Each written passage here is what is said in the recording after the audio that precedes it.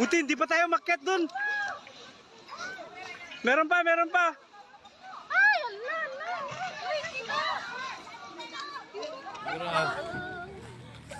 It is a strong earthquake covering a large swath of the country.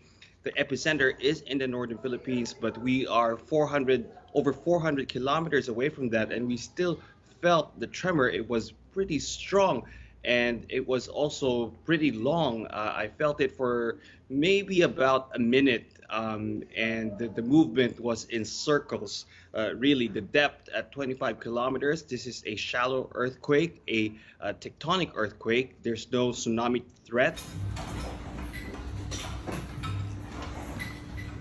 Sige na, please. Sige na. yung pool. Gumagalaw. My gosh.